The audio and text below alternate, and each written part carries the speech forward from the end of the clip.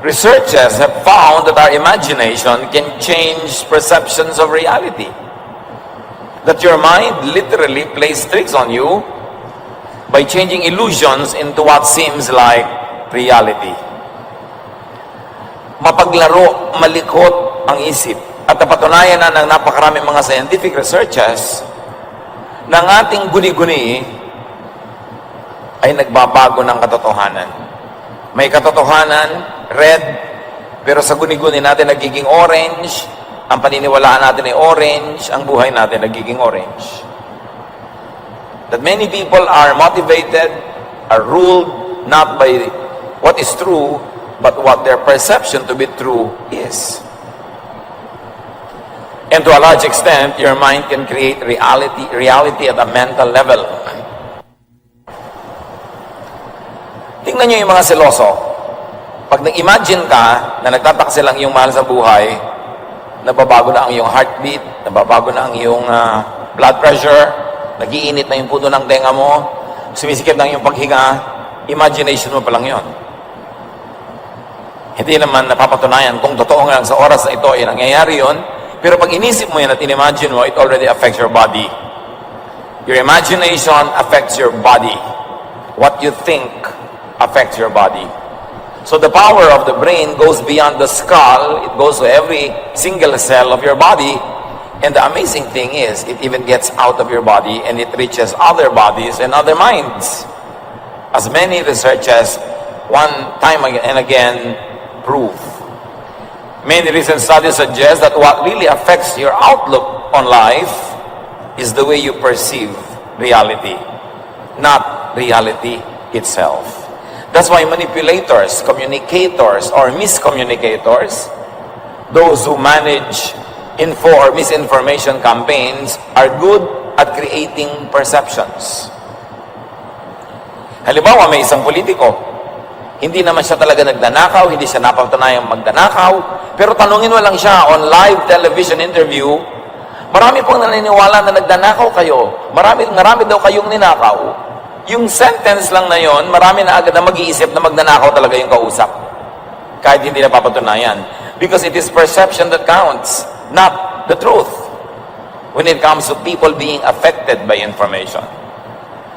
Kaya yung mga naninira, pag-aralan nyo yan, lalo sa politics, sa public life, dinadaan nila sa patanong. Kasi pagka sinabi nila as a statement, pwede silang maidemanda, libel. Pero yung tanong lang naman, totoo po bang napakarami yung ginahasang babae nung araw? Kahit walang ganong katotohanan, may papasok na perception sa isip ng mga nakikinig na rapist nga itong taong ito.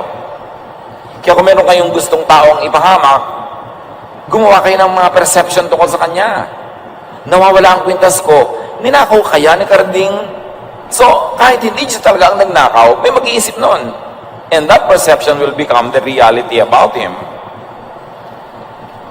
How we think becomes us. Kaya kung ikaw ay laging matatakutin, ang iniisip mo nakakatakot, ang buhay mo magiging puno ng takot, and it will show in your blood pressure, in your blood chemistry, in your heart. It will show in your health, in the way you live, in your lifestyle. Proverbs 23:7, for as he thinks in his heart, so is he. That's why it is very important to watch what we think of, how we think of it, and what makes us think of it. Binabantayan natin kung sinong pinapakinggan, sinong pinapanood, sinong nakaka-apekto sa ating isip. Because thought is one's reality. Kaya yung mga lumaki na tinakot, tinuruan na laging may multo sa bawat dilim, nakikita talaga silang multo. Yung mga naniniwala na bumabalik ang patay, nagmumulto, kahit kakalibig lang ng lola nila kanina, natulog sila ngayon magpinsan, magkatabi sila sa isang higaan. Yung mapaniwalain sa multo, nararamdaman niya na may nagtatanggal ang kanyang kumot, may malamig na humawak sa kanyang mukha, may dadidig siyang tinig. Samantalang isang pinsan niya na hindi naniniwala doon ay buong himbing na natutulog, wala namang nararamdaman, walang nakikita. Because when you think of it, when you believe in it, it becomes your reality, and it keeps recurring and recurring in your imagination to the point that you believe it to be factually happening. The discipline of the mind is one of the best disciplines that anybody could ever develop. Psalm 26:2, test my thoughts and find out what I am like. Ang tunay na sukatan ng tao ay ang kanyang isip. Paano siya nag-iisip? We can project our thoughts in the minds of other people, and that is always happening. That's why, kung ikaw ay malikot sa babae, mamaya, ang mga anak mo sobrang hinihigpitan dahil iniisip mo, nililikot din sila ng bawat isang lalaki sa planeta. Pagka ikaw ay mapagnakaw, iniisip mo, lagi kang ninanakawan. Kaya sinasabi nila, magnanakaw, tuloy sa kapwa magnanakaw. Because it is so easy for people to project their thoughts on other people's minds. Na pagka ako madududahin, iniisip mo, nagdududa din yung kapwa mo.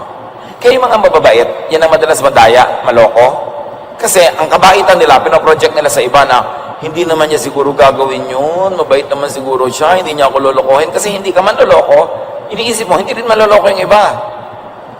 Kaya dapat nag-iingat tayo na ito ang pa ako, ganito ako mag-isip, pero hindi ko dapat ina-assign sa iba. Dahil pag ina-assign ko sa iba, pwede maging unfair ako sa kanila, o pwedeng ako ang maging madamage. It is important.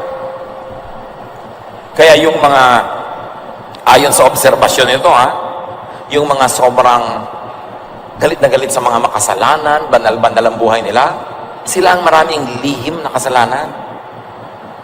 Yung mga allergic sa mga kuminsan na ikalaswaan, galit na galit sila kunwari, sila pala ang may mga kalaswaan sa kalooban nila, na yung kanilang ikinagagalit sa iba, ipinoproject lang nila doon yung tunay na sila.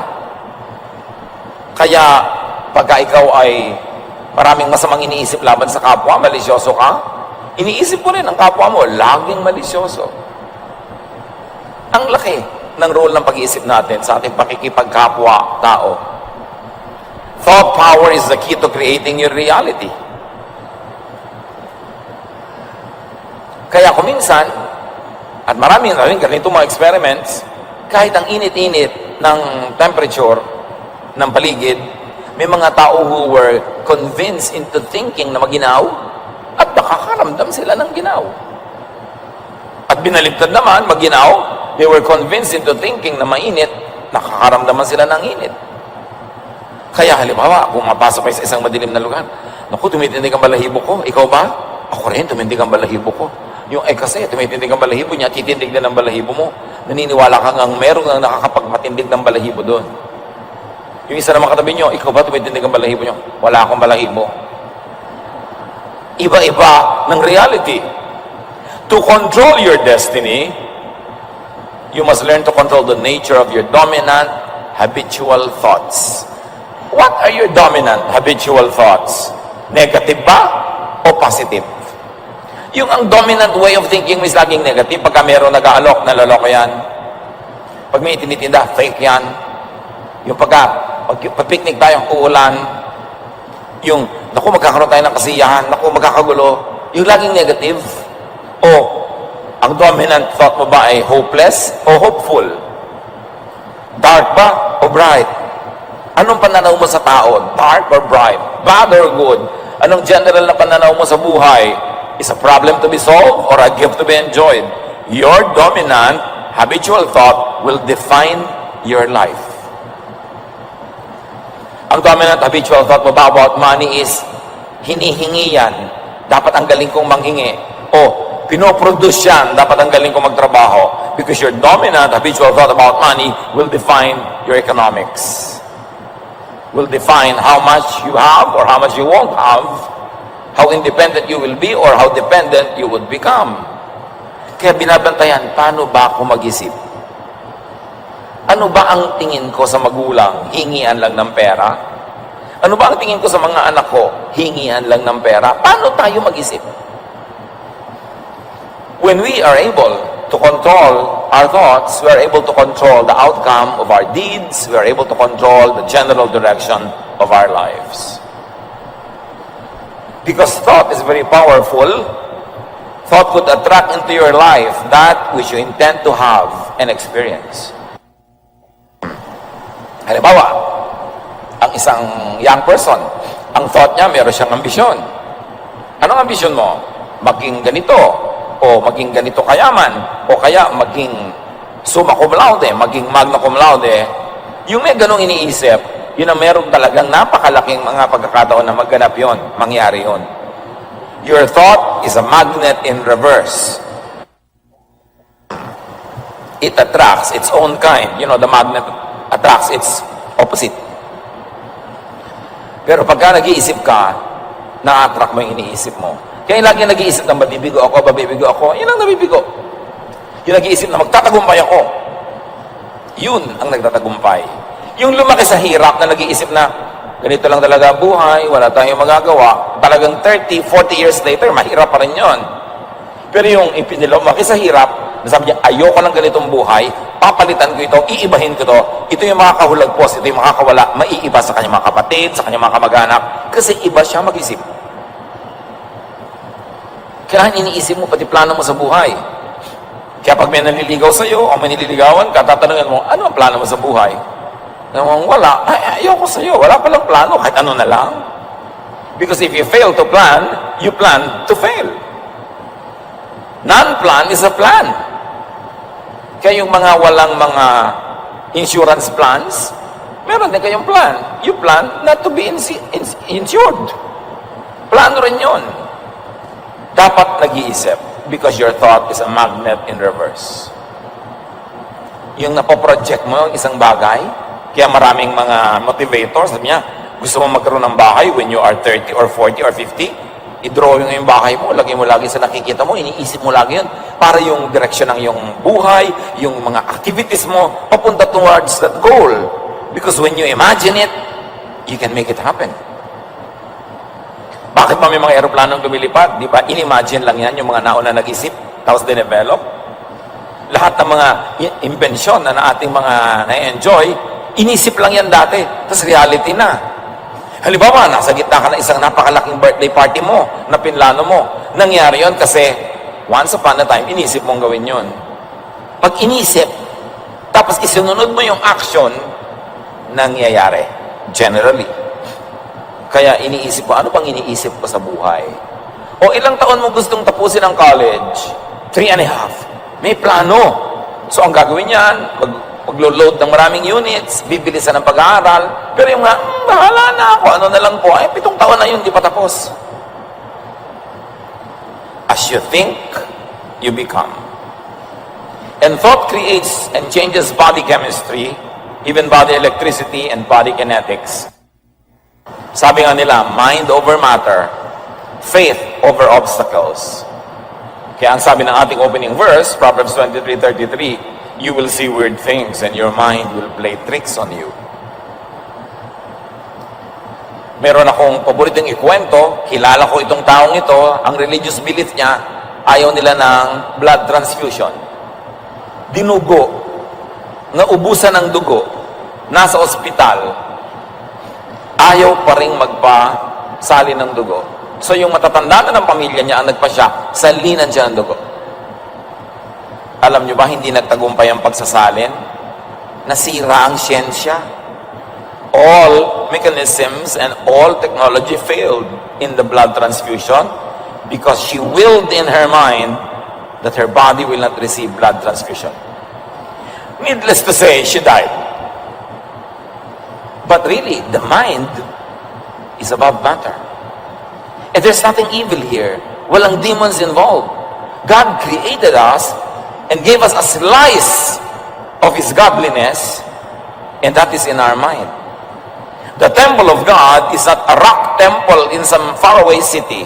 The temple of God is not a wooden religious building in some faraway town. The temple of God is our mind.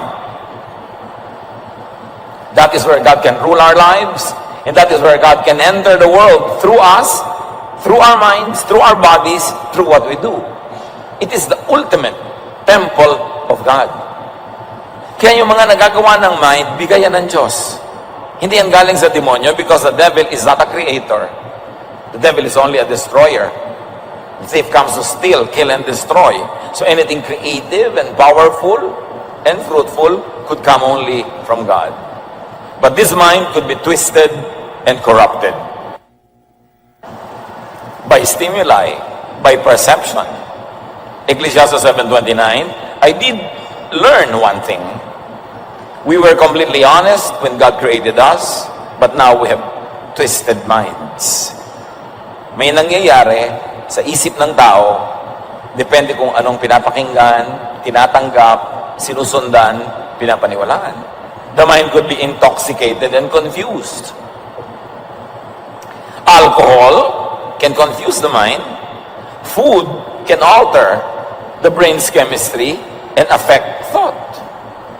So there is this lively interaction between the mind and the body, or the body chemistry, and it's a cycle. The mind affects blood chemistry to the point that in many diabetics' lives, even though they don't take in sugar, if they're very stressed and they get angry, their blood sugar increases. The mind can change blood chemistry. And meanwhile, blood chemistry can change how the mind works. Kaya yan ay dapat nating laging isaalang-alang. The mind could be a source of comfort or torture. Pwede kang panginawahin o pahirapan ang pag-iisip. You can think of God and be comforted, but you can always think of what many people call the end times and be tortured. You can think of God's forgiveness and God's greatness and love, and you can be comforted. And you can think of how many religions present God as always angry and vindictive, and you will always be guilty because you are not perfect, so your religion can either comfort or torture you. Your religion can enrich you or make you poor, depending on what kind of face of God that religion is trying to make you see. Many people call on the same God, pero iba-iba ugali, iba-ibang ginagawa, kasi iba-iba ang perception nila of God. As we see, perception, not what is real about God, but our perception of what God is, what God wants, it affects our behavior. The mind could be straightened, cleansed, and renewed, however. Kahit na nababaluktot, narurumihan, pwede namang ituwid at linisin at baguhin. 2 Corinthians 5:17, kaya't kung nakikipag-isa na kay Kristo ang isang tao, isa na siyang bagong nilalang. Wala na ang dati niyang pagkatao. Sa halip, ito'y napalitan na ng bago. At ang tunay na bagong tao, isa lang naman ibig sabihin, bago na ang pag-iisip.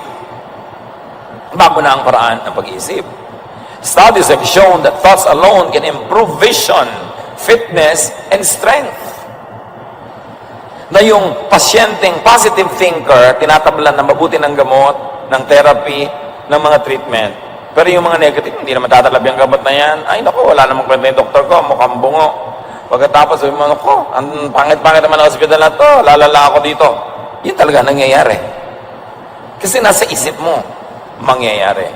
Alam nyo yung placebo effect? Yung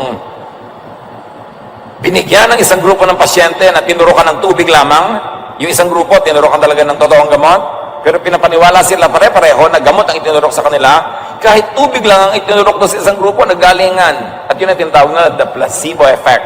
And placebo effect works because of the power of thought. Tinuturukan ka ng tubig, pero sabi mo, naku, gagaling na ako, naturukan na ako. Gumagaling nga.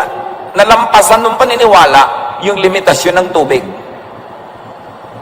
Pero yung tinuturukan ng totoong gamot, tapos negative, mamamatay na ako, hindi na ako gagaling, naku, ang lungkot ng buhay. Hindi tinatablan. Yun naman sinasabi nila na iba, the reverse of placebo. Body chemistry, electricity, and kinetics create and affect emotion. Kaya may mga pagkain talaga nakakapagpatamad, may nakakapagpasaya, may nakakalungkot. Kaya may mga gamot na uppers, pampasigla, may mga downers, pampakalma kung sobra ka namang hyper. Tinatablan talaga ng mga chemicals na yan ang ating isip, ang ating emosyon. Kaya maraming magpapakamatay, baka kung nakakain lang yun ng pagkasarap-sarap na fruit salad o puto bongbong, baka hindi nagpakamatay. Baka naiba yung kanyang blood chemistry na nagbibigay sa kanya ng sobrang depression. Kaya lagi ko sinasabi sa mga depressed, Pastor, depressed po ako, dito na-depressed, ano pong gagawin ko? Magkakain ka naman sa sarap, gutom lang yan. Nakita niyo yung propeta sa Bible? Si Elijah? Gusto nang mamatay? Nung pinakain ng konting tinapay, pinainom ng konting tubig, pinahiga ng konting nagpahinga, naglakad uli ng 40 kilometers, gusto na namang mabuhay, gutom lang. And gutom is body chemistry. Kaya maraming yung mga sobrang nagpapapayat para sumeksi, madalas malungkot, nade-depress. Kasi kulang sa pagkain. Sa kapayatan, naliligo sa shower, hindi na mabasa, ayaw tamaan ng tubig. Ganun na kapayat. Pag nakatayo sila sa may pinto, may kumuha sa kanila, akala pa yung, uy, tao ako, hindi ako pa. Ay, ang payat ko na kasi. Pero, depressed. Kasi deprived pala siya. Kaya sabi ng Desiderata, many fears are born of fatigue and loneliness. Pag pagod ka at malungkot, ang daming mong naiimbentong takot sa buhay. Subukan mo lang magpahinga at matawa ng konti, sumaya, nawawala yung mga fears. Kaya mga laging natatakot mamatay, natatakot tumanda, kulang ka lang sa gimmick, gumimik ka, para hindi mo maisipang nakakatakot mamatay. Kasi talaga pag wala kang ginagawa, nalulungkot ka, pagod ka na sa kawalan ng ginagawa mo, sari-saring katatakutan ng may imbento ng iyong utak. Dapat ibahin ang takbo ng utak. Sino man ang nalulungkot dyan, get out, sweat it out, mag-exercise, magpawis, magsaya, at makikita mo, mawawala yung mga lungkot-lungkot na yan. Palitan ng ginagawa. Kasi pag napapalitan ng body chemistry, gumagalaw ka, sumasayaw ka, naglalakad ka, nagpapawis ka, naiiba rin ang takbo ng iyong utak. Mahalaga. Behaving in an emotionally intense way for an extended period will ultimately create physical illness. Pag lagi kang stress, lagi kang galit, lagi kang nagsiselos, lagi kang takot, magiging sakit yan. Kaya kung matatakotin ka sa turbulence, takot ka sa mga enclosed spaces, huwag ka magtrabaho sa aeroplano. Kasi araw-araw yun ang trabaho mo, may turbulence. Piliin mo yan. May claustrophobia ka, tapos mag-elevator girl ka pa. Diba? So, hindi mo dapat gawin yon. Kung saan ka na-stress, lumayo ka doon para maging healthy ang buhay mo. Eh, paano po yung asawa ko? Siya ang stressor. Well, change your mind about your spouse. Pwede namang tanggapin mo na lang siya. O, pag-aralan mo, huwag masyadong pansinin. Kasi kung araw-araw na-stress ka, araw-araw, naiinis ako sa husband ko. Alam mo, 50 araw na natin pinag-uusapang naiinis ka, anong ginawa mo para mapalitan? Ipagpalagay, hindi mo mapalitan yung asawa mo. Eh, dapat may iba kang palitan. Palitan mo yung attitude mo, palitan mo yung schedule mo para konting-konti lang pagkikita nyo. Magtrabaho ka ng gabi para wala ka sa bahay pagtulog siya. Pag uwi mo, aalis na siya. May dapat kang palitan para mapalitan yung problema mo. Pero hindi yung ang tagal-tagal na, yun ang yun, paulit-ulit yung problema mo. Ibig sabihin, wala kang ginagawa para palitan ang takbo ng isip mo. Nothing can be changed without facing it first. And nothing here on the planet can be changed without changing your mind, your thought about it first. Pero tandaan nyo, ang paulit-ulit at madalas na mga negative feelings and emotions, nagiging sakit. At marami talaga na mga tao na problema na rin ang asawa nila, nakakainis ang ugali, nagkaka-cancer. Hindi ako nagbibiro. Nagiging cancer. Kung bumubuko lang talaga sa katawan, sabi yung mga sama ng loob, sabi na ba, dapat bukol-bukol na ako dito. Yes, hindi ko minsan physical bukol, pero madalas physical bukol din. Kaya kung nai-stress ka, kung anong galis ang lumalabas sa balat mo, lumalabas talaga sa katawan yung bunga ng isip. And according to science, many people experience arthritis, rheumatism, strokes, stomach ulcers because of long-term psychological tension. Nagiging sakit talaga pagka lagi kang tense and stressed. The fields of neuroscience, endocrinology, and psychology are merging. And the discipline is now called psychoneuroimmunology, and it's a medicine, as medicine discovers the precise links between the state of mind, emotional moods, and physical chemistry. Holistic healing na ang umuuso ngayon. Hindi na yung atay mo lamang ang ginagamot dahil may sakit ka sa atay. Dapat din pasayahin ka kasi nakakasama pala sa atay ang kalungkutan. So, hindi ka lang bibigyan ng mga chemical, mga treatment, kundi pasayahin mo buhay mo para gumaling yung atay mo. At nakikita nila na maraming may sakit sa atay, mga bugnong din, mainitin ang ulo. Because there's a connection nga between psychology, between the bodily functions, and what happens to our interaction with people and with ourselves. Kaya ngayon, ang approach, hindi na lang yung usual Western medicine style to isolate an organ and just focus on it. Now, the approach is to focus on the entire person. Yung, how is your happiness index? What are you thinking of? What is your stress level? And then, what are you taking? What are you eating? Lahat yun naghahalo-halo para bumuo ng isang personalidad. It's important that all of that is taken into consideration. Yung buong tao ang ginagamot, hindi na lang specific body parts.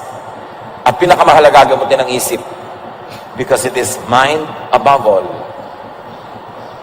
To create and to change emotion, change body chemistry, or change thoughts. It is very, very crucial. Kung hindi kayo masaya sa kinakalagyan yung istasyon sa buhay o specific stations in life that you have to experience once in a while, analyze what kind of thinking goes on in your mind that brings you to that kind of lifestyle. Hindi naman po, tinanggap ko na lang kasi biktima ko yun. Meron kang biktima thinking. Iniisip mo, wala kang magagawa. So, tinatanggap mo na lang, biktima ka, kaya ganyan ka. Pero subukan mong labanan yan, huwag kang magpabiktima. May iba mo yan. Pero pagka wala po tayong magagawa, ganyan lang talaga yan, kaya ka nandyan. Wala kang ginawa. Kasi pag inisip mong wala kang magagawa, wala kang gagawin. Imbes dapat na sinasabi mong wala akong magagawa, sabihin mo, meron akong dapat gawin at meron akong magagawa. Huwag mo sinasabing ganyan lang talaga ang buhay. Sabi mo, hindi, dapat ganito ang buhay. Hindi ako dapat mahirap, hindi ako dapat gutom, hindi ako dapat hamak, hindi ako dapat controlled ng iba. Hindi ganito, may gagawin ako. Kaya ka nandyan, ganyan ka mag-isip. Kung hindi ka masaya sa iyong kinakalagyan, palitan mo ang iyong pag-iisip.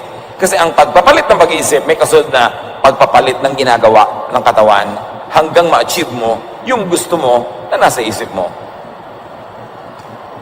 Think into becoming, into being something or someone. Kaya mahalaga yung may pangarap. At ang pangarap, sinusundan ng plano. Ang plano, sinusundan ng gawa para mangyari. Yung iba, pangarap lang eh. Hanggang doon lang. Anong pangarap mo? Ang pangarap kong lumuwag sa buhay. Anong ginagawa mo ngayon? Wala. Ay, pangarap nga yan. Dapat plano. Anong plano mo? Nag-graduate ako sa ganitong taon, matatapos ko ito sa itong taon, mag-iipon ako at magtatrabaho sa ganon, at sa ganitong level, ito na nangyari. Plano, hindi panaginip. Hindi pangarap. Decide what you want to be and think towards it. Turo niya ni Jesus. Mark 11:24, everything you ask for in prayer will be yours, if only you have faith. But engage this verse from another vantage point. Everything you ask for, everything you believe in, because if you don't believe in it, you will not ask for it. Everything you believe in, everything you think of in prayer will be yours if you have faith. Because faith will turn into action, into a game plan. Then it will happen. Sabi, kung ano ang pinaniniwalaan mo, anong iniisip mo, anong gusto mo, ipag-pray mo. Pero hindi ibig sabihin lang ng prayer, this I pray in Jesus' name, amen. Tapos wala kang gagawin. Ang tunay na prayer, may ginagawa, kakambal nung verbal prayer, yung actual kilos ng katawan. Because faith, if it has no works, is dead. Kaya ang tunay na nagdarasal, hindi lang umuusal ng mga panalangin. Pagkasabi niya ng amen, kikilos na siya, parang yung pinag-pray niya, mangyari. Yun ang tunay na prayer. Kaya sabi ni Jesus, gusto mo isang bagay, naniniwala ka, idalangin mo ng puspusan, at pagkatapos siyempre, dapat may works ka, mangyayari yon. That's why it is important to choose what to hear, what to listen to, and what to tell yourself. Kasi kung pinapakinggan mo, imposible yan, mahirap yan, tanggapin mo na lang, gano'n na mangyayari sa iyong buhay. Yung taong lagi mong kausap, pinipili mo yan. Anong influence niya sa brain mo? Pinapalakas ba niya loob mo o pinapahina? Pinapatibay ba ang iyong pananalig o inaalis? Tinuturoan ka ba niyang mag-accomplish o tinuturoan ka niya maging tamad? Sino ang lagi mong kausap? Mahalaga sa tao na laging may nakakausap na mas matalino kaysa sa kanya. Para mag-grow yung mind mo. Eh kung ikaw laging bida, ikaw laging pinakamatalino sa usapan, paano ka mag-grow? It's important to be corrected by others, especially by those who are knowledgeable. So you defer to experience, you defer to education, you defer to knowledge, to brilliance, because that will bring you out of the limited scope of your thinking into something greater. Ecclesiastes 7:21, do not pay attention to every word people say. So don't pay attention to everyone, and don't pay attention to everything someone says.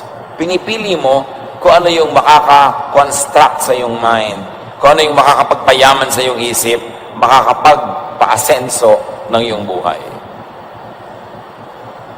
Kanina sinabi natin na placebo effect. Nakakapagpagaling kahit hindi talaga gamot ang tinake. But if the mind can be used to heal, it can also be used to kill.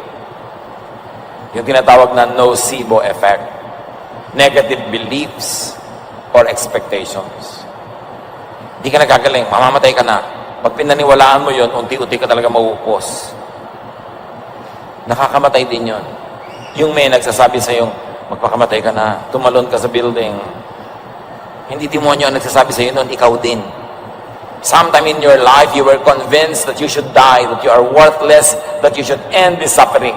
So merong tumalon ka sa building, o laslasin mo na yung pulso, o lulunin mo na lahat ng mga tabletas na ito, o saksakin mo na ang puso mo, ibagsak mo yung ulo mo sa bato, kung ano-ano. Diba? Pagtutusukin mo ang sarili mo ng mga karayom, hanggang magdugo ka at maubos ang dugo mo. Yan ay galing sa sarili mo ng isip. Kaya yung mga tao nag-iisip ng mga ganyan, dapat may makausap na iba para maibatak mo ng isip, lumabas, may ibang ihip ng hangin.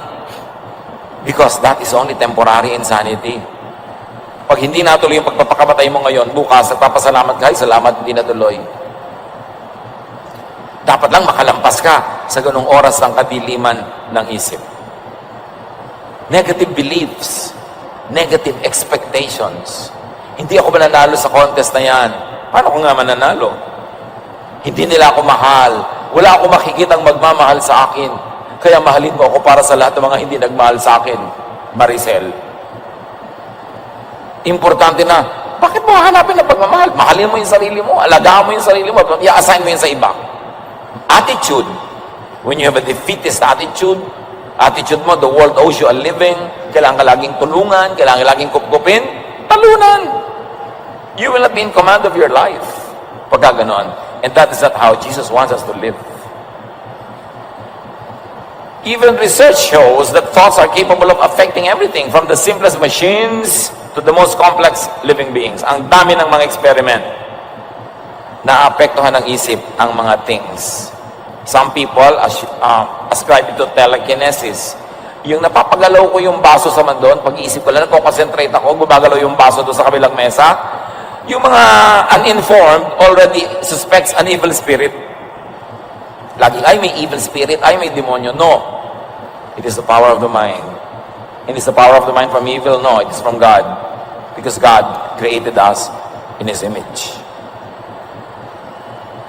And if there is a throne in our body parts where God really sits in glory and power, it is our brain. God created people in His image that God gave us a slice of His glorious self. And that slice is most evident in our brain. In the way we think.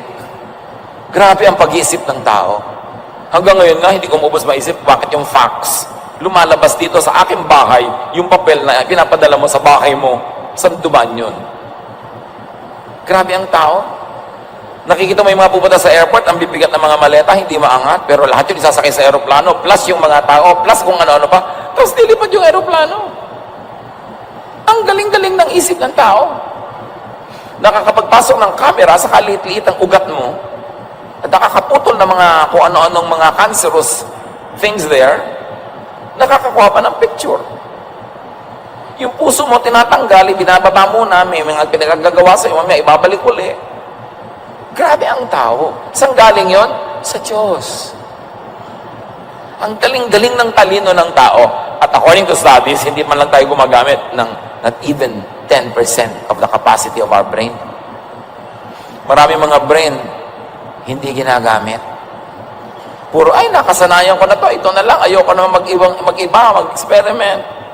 Pag may tinuturo ka, ayoko niyan, nosebleed. Mga tamad mag-isip. Kaya mga tao nakalublob sa kamangmangan. Pagka meron tuloy nangyayari, demonyo agad ang iniisip at pinagbibintangan, o multo, o sari-sari. The devil is in your mind. Laging kung ano-ano iniisip ng mga tao. Tinutokso ka ng demonyo. Bakit yung tutokso ng demonyo? Yung sarili mo tumutokso sa'yo kasi yun ang gusto mo. Kasi yung demonyo pinagbibintangan mo para hindi mo masisi ang sarili mo. Nasa isip natin yan. Every thought we have is tangible energy with the power to affect even the physical world. In fact, marami mga researchers ang ginawa that demonstrate that the brain, the human brain, can direct even how some fish swim. The behavior of cats and dogs, even of bacteria and mice, can be affected when you focus and think of it. And let me remind you, this is not witchcraft. It's not evil. It is the inherent, natural, inborn power of the mind given by God. So people who reflect His image can create great and beautiful things. Why do we have that power? Because humans were created in God's image. Psalm 139:14, I praise you because I am fearfully and wonderfully made. Napakaraming kahulugan noon. Naranasan nyo na ba na iniisip mo yung isang tao, naggawin niya ang isang bagay, tapos pag nakita kayo, sabi mo, alam mo, kahapon ginawa ko yung isang bagay, noon kita iniisip. Nakakalampas sa bakura ng iyong bungo, yung kapangyarihan ng brain na nasa loob ng bungo na yon. Transcendent yung power, yung energy. Mark 11:24, therefore I tell you, whatever you ask for in prayer, believe that you have received it, and it will be yours. Sabi ni Jesus, if you have faith, or if you think, because faith is thinking, if you have faith as small as a mustard seed, tell this mountain to lift itself and throw itself into the sea, and it will. So, alam nyo, wala kasi kayong mga pananalig puro kayong duda. Kung meron lang kayong kasi laki ng buto ng mustasa, which is really kasi laki ng ulo ng aspile, mauutusan yung mga bundok na yan, magpa-jumping-jumping, mag-tumbling-tumbling. Magagawa nyo yan. Kaya si Jesus, sabi niya, okay, pagagalingin ko na yung tao sa bahay mo. Toing! Galing na, ang layo. Si Jesus, pinasakay niya sa bangka ang kanyang mga tauhan, at siya nanalangin pa doon sa bundok. Mamaya, naglalakad na siya doon sa tubig. The power of gravity being defied by the power of the mind, by the power of faith, by spiritual power. And, hindi lang yon, nandun siya agad. At pagsakay niya sa bangka, biglang nandun na sila sa pampang. Lumulusot si Jesus sa mga dingding. Nakakapasok sa mga kwarto nang hindi pinagbubuksan ng pinto. Pati patay, kinakausap, mabuhay ka, namubuhay. So, what is this man that even the winds and the waves obey him? This is the power that is in us because we were created in God's image. But unused, unknown, underutilized because we don't develop our faith, which really means we don't develop our minds. Underdeveloped masyado. Quantum physics has proven that living things are constant transmitters and receivers of measurable energy. Na lahat ng nilikha ng Diyos na may buhay ay nakakapagpadala, nakakatanggap ng lakas. Galing sa isa't isa. Kaya di ba kumisa nga, ang hina-hina ng loob mo pero nakita mo lang yung kung sino, tatay mo o boyfriend mo o kamag-anak mo. Asigla mo na agad, buhay na yung loob mo. Lumipat na yung energy niya sa'yo. Meron naman na saya-saya mo nung makita mo, bigla kang nalambot, nawalan ka ng gana. And there are people who brighten up a room just by leaving it. Meron naman, pagpasok, alam mo, may energy. Lalo yung mga great personalities, leaders, or mga talagang merong kakaibang pagkatao, pumapasok pa lang sa isang hall, ramdam mong nandun siya. May kapangyarihan, may energy. Ang ating espiritu, which is really our minds. And it has been proven that thoughts are bundles of electromagnetic energy. and new models of consciousness depicted as being able to move beyond physical boundaries like energy does. So yung mga telekinesis na yan, hindi ang gawa ng demonyo. Very interesting study of the power of the mind given by our Creator.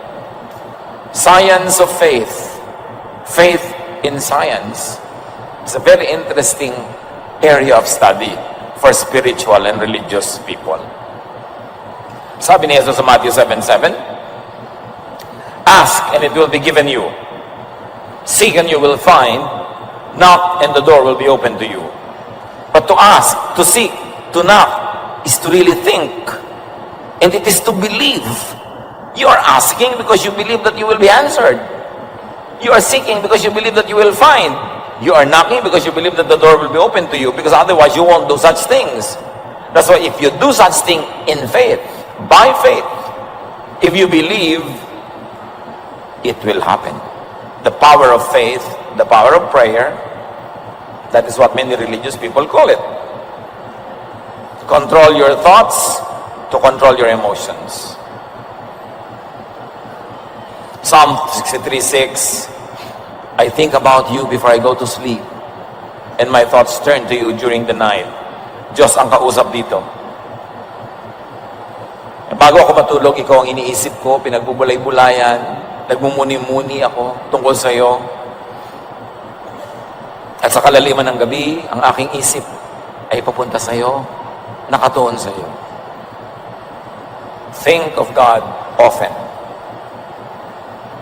Because God is the source of all the positive energy, all hope, strength, power.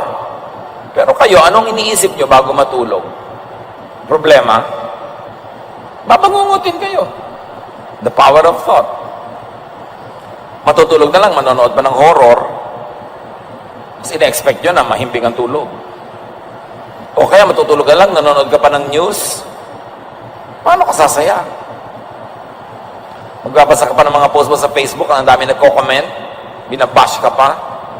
Hindi ka dapat nagbababasa niya pag matutulog ka na, ang isipin mo ang Diyos. Manalangin, magbulay-bulay, para payapa ang tulog.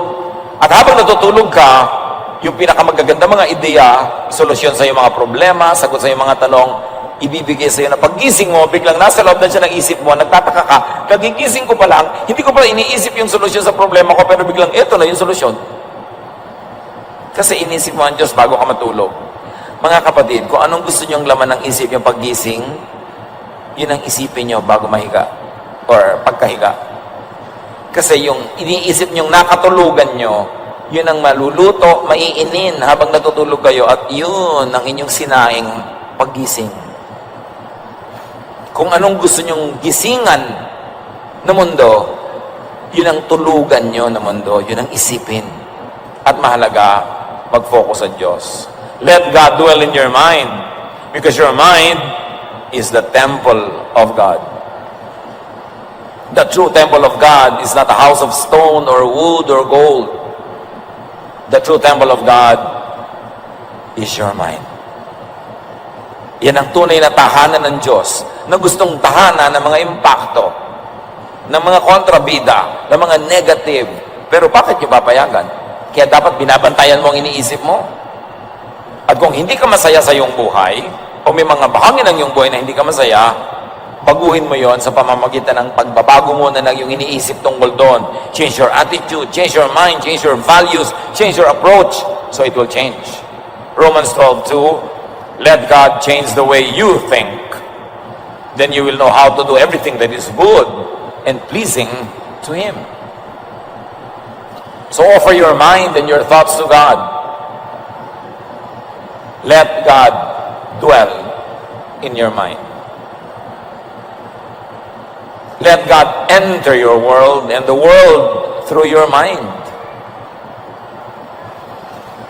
Paano tutulong ang Diyos sa mga nangangailangan? Papasukin mo siya sa iyong isip, ma-realize mo na matulungin ng Diyos, tapos sundin mo siya, tutulong ka, pumasok ang mundo sa buhay ng iba sa pamamagitan mo. Ang entry point ng Diyos, yung mind mo. Kasi pag pinaniwalaan mo na, gagawin mo na, so sa Diyos ka magpasakop. Develop your mind so you could know God more. 2 Corinthians 3:18, so our faces show the bright glory of the Lord. As the Lord's Spirit makes us more and more like our glorious Lord. Said simply, God changes us into ever-increasing likeness of Jesus. One of the greatest goals in life is to be more and more like Jesus. So discipline your mind to focus on what is uplifting. Don't focus on what makes you feel low. Don't focus on what takes away your hope, your happiness, your energy, your joy. Disiplinahin ang isip kasi pag hindi dinisiplina, tinatangay ng kung ano-ano sa mga bagay na hindi ka nais-nais, hindi maganda. Philippians 4:7-8. At ang kapayapaan ng Diyos na hindi kayang maunawaan ng tao, ang siyang mag-iingat sa inyong puso at pag-iisip dahil sa inyong pakikipag-isa kay Kristo Jesus.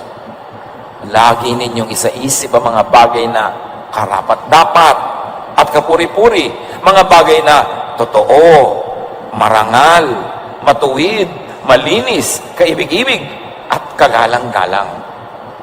Sabi ko, meron din lang kayong iisipin, mag-uubos na rin lang kayo ng energy ng pag-iisip, isipin nyo kung ano yung maganda, mabuti, nakakapagpasaya, tama, matuwid, malinis, kaibig-ibig. Pagka yan ang inisip mo, ganyan ang magiging buhay mo. Pero pag ang iniisip mo ay nakakatakot, nakakainis, nakakagalit, nakakaselos, nakakainggit, yun din ang magiging buhay mo. Kaya disiplina sa pinapayagang pumasok sa isip. Discipline your mind to reject unfruitful or destructive thoughts. Yung may dumadaan ay inggit ka, patalsigin mo yung ideya na yun. Yung aalala mo yung nakakainis mong mga bayaw o hipag, huwag mo silang isipin. Nakakainis pala sila, ba't mo iniisip? Naiinis pala kayo sa mga kamag-anak nyo ang taga ron, ba't yun ang lagi pinag-uusapan nyo? Ba't yung pinag-uusapan? E di laman ang isip nyo? Nakakainis pala, bakit kayo nagfo-focus sa nakakainis? E di ang bunga yung ikaw natalaw, tinabla nun, ikaw ang nagkasakit, ikaw ang nawala ng gana, why do it to yourself? Ecclesiastes 11:10, banish anxiety from your heart and cast off the troubles of your body. Sabi ko nun, patalsikin mo yung mga alalahanin at kabalisahan. Huwag mo na pag-iisipin yung end of the world. Pag nag-end of the world, the end. So habang hindi pa end, hindi. Lagi mong iniisip, natatakot ka lang, nahihirapan ka lang. Kaya mo bang pigilin yan? Di naman. Huwag mo na lang isipin. Mabuhay ka ng matuwid, tama, kahit ng oras ka abutan ng Diyos, di ba ganda? Paano mo kung naabutan ako sa spa? Mano naman. Kung maraming araw ka naman na nagpapakain sa mahihirap, tumutulong sa magulang mo, gumagawa ng mabuti, nagkataon nung nasa spa ka dumating ang Diyos, di sa spa kayo nabutan. Anong problema doon? Kailangan ba lagi talaga abutan ka na nagmi-mission? Kaya yung iba, pagka, darating na ang Diyos, puro mission na, hindi na magtatrabaho, hindi na magpapahinga. Hindi ganun. Sabi nga, 2 women are working in the mill. One is taken, one is left. 2 men are out in the field. One is taken, one is left. In other words, kung saan ka abutan, dito ka abutan. Live normally. Huwag mong problemahin yung end times na yan. Pampatakot lang eh. Wala ka namang mapapala. And meditate. Kailangang iagaw ng oras ang pagbubulay-bulay, pananahimik, pag-iisip-isip, pagninilay-nilay, o walang iniisip, ipinapahinga mo lang yung isip mo. Ngayon ang tao hindi napapahinga ang isip eh. Kahit umaakyat ng bus, inilalabas yung cellphone at nagte-text. Matatahimik lang ng konti, uupo, naghihintay ng order sa restaurant, bubuksan agad yung cellphone. Wala nang panahon na bakante para medyo makapag-isip-isip naman, makapagnilay-nilay, o kaya walang isipin. Pahinga rin yun. Do not mistake activity for achievement. It's not because that you're always busy thinking about something, it means that you're accomplishing something already. Dapat may mga recess, pahinga. Through meditation, it has been proven by many scientific studies, habitual thoughts of hatred, anger, and revenge are replaced with intentional thoughts of acceptance, of cooperation, unconditional love, and forgiveness. Kaya tinatawag I meditate on your word day and night. meron talagang napapala ang nagbubulay-bulay at nagpapasuri sa Diyos. Psalm 139, 23 to 24. Search me, O God, and know my heart. Which really means know my mind. Test me and know my anxious thoughts. See if there's any offensive way in me, and lead me in the way everlasting. God always search my mind, my heart. Anong iniisip ko? Anong pinag-iisip ko? Plant a thought, harvest an act. Plant an act, harvest a habit. Plant a habit, harvest a character. Plant a character, harvest a life or a lifestyle. Yung life o lifestyle mo nagsisimula sa thought. So sa thought pa lang, kontrolin mo na. All begin in the mind. All end in the mind is really all in the mind. Your mind should be the habitation of God, not of the devil.